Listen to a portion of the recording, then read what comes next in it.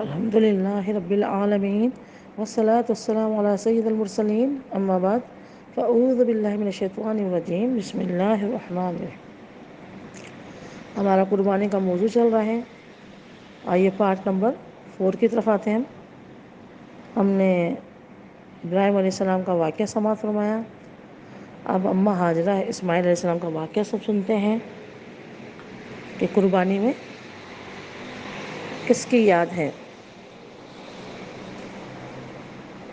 قربانی میں کس کی یاد ہے کہ جب حاجرہ علیہ السلام کے اسماعیل علیہ السلام پیدا ہو گئے تو سارہ علیہ السلام جو ایک شہزادی تھی اور آپس میں شوکن بھی تھی، تو تھوڑی ان کو دل میں وہ ہوا کہ بھئی ان کے تو بیٹا ہو گیا ہے، جبکہ کنیز ہیں، ان کا رتبہ بڑھ گیا ہے، تھوڑی چپکلش ہو گئی، وہ ناراض ہو گئی۔ انہوں نے حکم دیا ابراہیم علیہ السلام کو کہ ان کو چھوڑ کر آ جاؤ،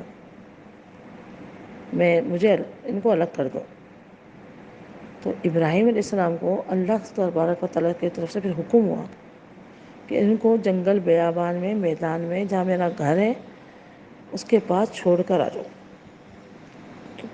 تو آج تو بہت کچھ ہے وہاں پہ، یہ اس وقت صرف پہاڑیاں تھیں اور ایک ٹیلے نما اللہ تعالیٰ کا ایک پتھر نما گھر تھا جہاں خانہ کعبہ ہے، اور کچھ نہیں تھا، نہ پانی تھا، نہ درخت تھا، نہ شجر تھا، نہ حجر تھا، نہ لوگ تھے، جنگل بیابان پہاڑی علاقہ میدان۔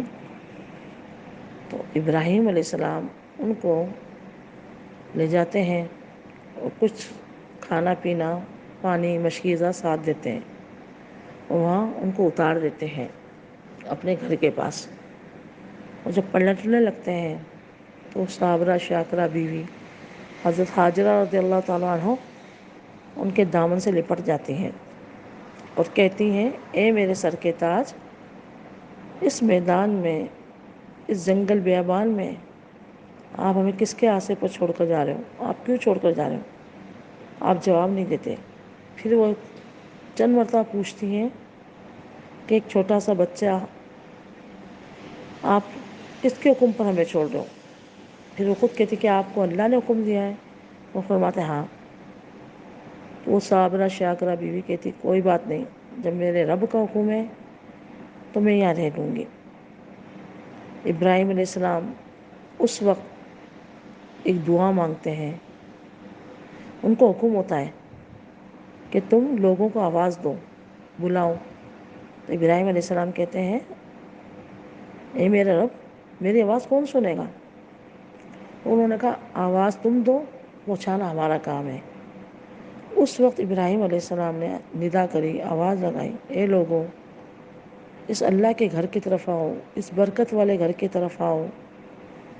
تو علماء کرام فرماتے ہیں کہ جن جن نے سنا، جہاں جہاں سنا، تو سب نے سن کر لبیک کہا، یعنی وہ فرماتے ہیں کہ دنیا بھر میں آپ کی آواز سنی گئی، یہاں تک کہ ماں کے پیٹے بچے تھے انہوں نے سنی، باپ کے رحم میں جو اولاد تھی پشت میں انہوں نے سنی، حتیٰ کہ عالم ارواح میں جن کو انسانوں کو آنا تھا انہوں نے سنی، اور جنہوں نے لبیک کہا تو ان کی ضرور حاضری ہوگی۔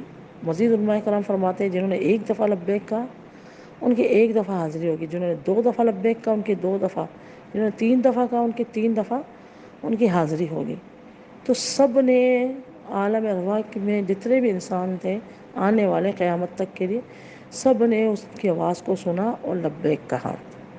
پھر ابراہیم علیہ السلام نے اور دعا مانگی، یا اللہ، میں نے اس بیابان میں، اس چٹیل میدان میں تیرے گھر کے پاس اپنے اولاد کو چھوڑا، یا اللہ تو اس گھر کو برکت والا بنا دے، یا اللہ لوگوں کے دل اس طرف مائل کر دے، یا اللہ بے موسم کے پھل تو عطا فرما دے، اس شہر کو، اس جگہ کو تو شہر بنا دے، اس کو تو مطلب بھرا پورا کر دے۔ ایسی پیاری پیاری دعائیں مانگ کر ابراہیم علیہ السلام وہاں سے رخصت ہو جاتے ہیں۔ دیکھیں اس باپ کا دل۔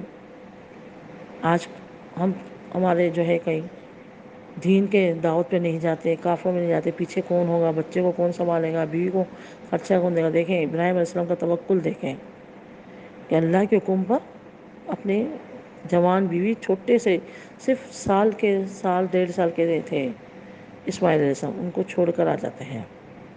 وہ صابرہ شاکرہ بیوی، کروڑوں مائیں قربان، ہماری جانیں ان پر قربان، حضرت ہاجرہ رضی اللہ تعالیٰ عنہ، اس صابرہ بیوی نے صبر کیا، یہ نہیں کہا میرے سر کے تاج ہم کیا کریں گے، یہ کھانا پینا ختم ہو جائے گا، ہم کس کے پاس جائیں گے، کس کو پکاریں، کس طرح میں اس میدان میں کوئی درندہ آ گیا، کوئی ڈاکو آ گیا، میں کیسے اکیلی رہوں گی؟ لیکن نہیں، سر جھکا دیا، سر تسلیم کر دیا رب کی رضا پر، شوہر کے فرمان پر، ان کو ہنسی خوشی رخصت کیا۔ ظاہر ابراہیم علیہ السلام کا بھی دل بھر آیا، پیچھے مڑ کر نہیں دیکھا کہ بیٹے کی محبت نہ جاگ جائے۔ ظاہر منت و مراد بات، اسماعیل علیہ السلام پیدا ہوئے تھے، حضرت سارہ کے تو اولاد تھی ہی نہیں، تو یہ ایک ہی بیٹے پیدا ہوئے تھے حضرت ہاجرہ کے، اس کو بھی اللہ کے حکم پر جنگل بیابان میں چھوڑ کر آ جاتے۔ جنگل ہوتا ہے، میدان ہوتا ہے، پہاڑیاں ہوتی ہیں۔ بھائی آگے کا واقعہ ہم سماعت فرماتے ہیں۔ اب بیوی ہاجرہ وہاں ہوتی ہیں، وہ تھوڑا سا کھانا، کھجورے، پانی ہوتا ہے، کھا لیتی پی لیتی، ختم۔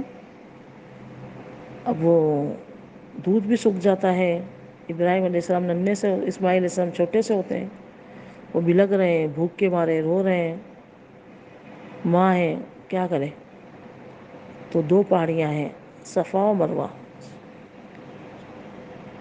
تو آپ دیکھتی کہ کوئی جا کے چڑھ کر دیکھوں، کوئی قافلہ نظر آ جائے، کیونکہ پہلے قافلے سفر کرتے تھے اونٹوں پر، گھوڑوں پر، تو ان کے پاس پانی وغیرہ کھانا مل جاتا تھا، جنگل بیابان میدانوں علاقوں سے قافلے سفر کیا کرتے تھے۔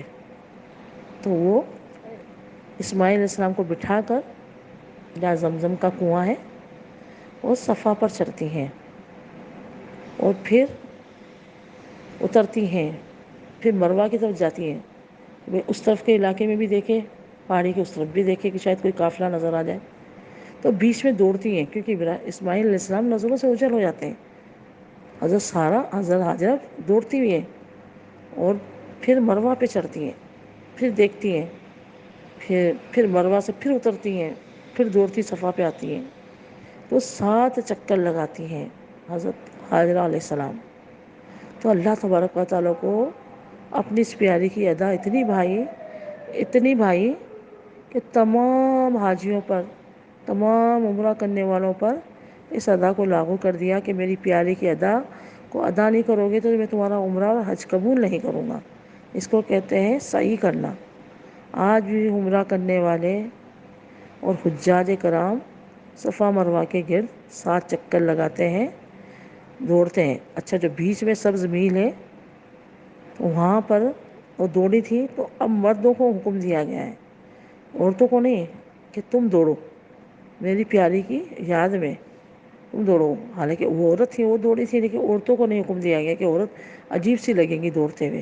حالانکہ ابھی بھی عورتیں بعد دوڑتی ہیں، حالانکہ عورتوں کو منع ہے، عورتیں اپنے معمول کے مطابق چال سے چلیں گے، مرد دوڑیں گے سبز میلوں کے درمیان، تھوڑا سا سفر ہے، پھر وہ پہاڑی پہ چڑھیں گے، صفا مروہ 7 چکر۔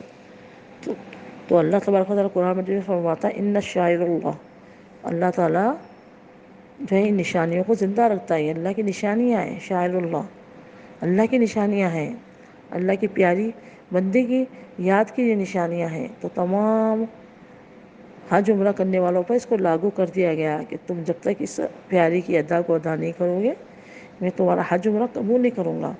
تو قیامت تک یہ اس حضرت ہاجرہ علیہ السلام کی یاد کو زندہ کیا گیا ہے، اور دوڑتے رہیں گے، صفا مروہ کے چکر لگاتے رہیں گے۔ جو نہیں دوڑ سکتے ویسے حکم کیا ہے کہ جو صحت مند ہے، معذور نہیں ہے، جو چل سکتا ہے تو طواف بھی پاؤں پر کرے اور سعی بھی دوڑ کر 7 چکر کرے، صفا مروہ کے بھی 7 چکر، طواف کے بھی 7 چکر ہیں۔ لیکن جس معذور ہے، پاؤں میں کمر میں بہت تکلیف ہے، نہیں چل سکتا، تو پھر وہ سواری، اب آج کل تو سواریاں یہ ہیں نا، پہلے بگھیاں ہوتی تھیں، 4 کہار اٹھاتے تھے، ڈولی، یا چارپائی کے اوپر کرواتے تھے، 4 چارپائی کے پائے پکڑ لیتے تھے، اس پہ کرواتے تھے طواف وغیرہ۔ اب وہیل چیئر آ گئی ہیں، اب الیکٹرک دور آ گیا تو اسکوٹیاں آ گئی ہیں الیکٹرک، تو اس پہ اس کے لیے جائز ہے، بس بعض لوگ شوق میں کر لیتے ہیں، تھوڑی سی تھکاوٹ میں نہیں، دم دینا ہوگا، تھوڑی سی مجبوری میں تھوڑی تھکاوٹ، جب ہم چل سکتے ہیں تو ہمیں چل کر یہ افضل عبادت ہے، ہمیں چل کر کرنی چاہیے۔ ہم نے ویل چیئر پہ کی، کسی کے کاندھوں پہ کیا، اسکوٹی پر کیا، الیکٹرک جو چیئر ہوتی ہیں ویل چیئر اس پہ کیا تو ہمارا نہیں ہوگا، یہ ہمیں دم دینا ہوگا۔ اکثر لوگ کر لیتے ہیں، تو کوشش کریں کہ یہ اتنی افضل عبادت ہے۔ حضرت دیکھیں اس وقت بھوک کے پیاس کے مارے حضرت حاجرہ علیہ السلام دوڑی تھیں، اس زمانے کے اندر تپتی ہوئی پہاڑیوں کے اندر وہ دوڑی تھیں۔ اب تو اے سی لگا دی گئے، ٹھنڈی ٹھنڈی پنکھے ہیں، ماربل ہے، اتنی آسانیاں، جگہ جگہ پانی کے کولر رکھے ہوئے ہیں، پھر ہم سے نہیں دوڑا جاتا۔ ان کی یاد میں وہاں اس سے کون سا پانی تھا، پانی کی تو تلاش کرنے تو نکلی تھی، وہ دوڑ رہی تھی پانی کو دیکھنے کے لیے، اور کتنا بڑا وہ راستہ پیدل کر رہی تھی، 7 چکر کیے انہیں صحیح کے۔ تو ہمیں بھی خوش دلی سے اپنے پاؤں پر چل کر صحیح کرنا چاہیے، طواف بھی پاؤں پر کرنا چاہیے۔ اللہ تبارک و تعالیٰ آپ کو بھی بلائے، مجھے بھی بلائے، میرے لیے بھی جو حجاج کرام گئے ہوئے ہیں، جو جا رہے ہیں، دعا کریں خصوصی طور پہ وہاں جا کر کہ اللہ تعالیٰ مجھے بھی بلائے، حج کی سعادت عطا فرمائے، میں بھی پاؤں پر طواف صحیح کروں۔ آپ بھی جو بھی جا رہے ہیں، میری دعا ہے کہ اللہ تعالیٰ آپ کو بھی صحت تندرستی دے، آپ بھی اپنے پاؤں پر طواف اور صحیح کریں۔ ہاں نفلی طواف جو ہے وہ آپ اس پہ کر سکتے ہیں، ویل چیئر پر اوپر سے، نیچے تو نہیں کرنے دیں گے مطاف میں۔ مطاف وہ حصہ ہے جہاں سے آسمان نظر آتا ہے اور طواف کیا جاتا ہے، باقی چھت کے اوپر سے بھی کیا جاتا ہے، تو اس پر پھر ویل چیئر کے اوپر کروایا جاتا ہے، پہلی منزل، دوسری منزل، تیسری منزلوں سے پھر کروایا جاتا ہے۔ پیدل بھی کرتے ہیں لوگ، لیکن پیدل کا چکر بہت ہو جاتا ہے، بہت گول چکر، تو لوگ ویل چیئر پر کرواتے ہیں اس کے میں۔ تو وہ نفلی طواف آپ کر سکتے ہیں، وہ بھی عذر کی وجہ سے کر سکتے ہیں۔ اگر آپ سے نہیں چلا جاتا، پاؤں میں تکلیف ہے، کوئی لنگڑے ہیں، آپ اندھے ہیں، تو وہ عذر ہے، وہ پھر کریں ویل چیئر پہ، مطاف میں نہیں جائیں، اوپر سے کریں آپ، تو آپ پھر ویل چیئر پہ صحیح بھی کریں صفا مروا کی، کوئی آپ کو گناہ نہیں ملے گا، کوئی دم نہیں ہے۔ یہاں بتایا جا رہا ہے جو صحت مند ہے، تھوڑی سی تھکاوٹ کی وجہ سے وہ اس پہ ویل چیئر پہ کرے گا، اسکوٹی پہ کرے گا، تو اس کو دم دینا ہوگا۔ تو ہم نے آج سنا، اب انشاءاللہ تعالی ہم قربانی والا واقعہ بھی سنیں گے کہ قربانی ہم کس کی یاد میں کرتے ہیں۔ تو اللہ تبارک و تعالیٰ سے دعا ہے مجھے حق بیان کرنے کی، آپ سب کو حق بیان سننے کی سعادت عطا فرمائے، آمین آمین، بجاہ النبی الامین صلی اللہ علیہ وسلم۔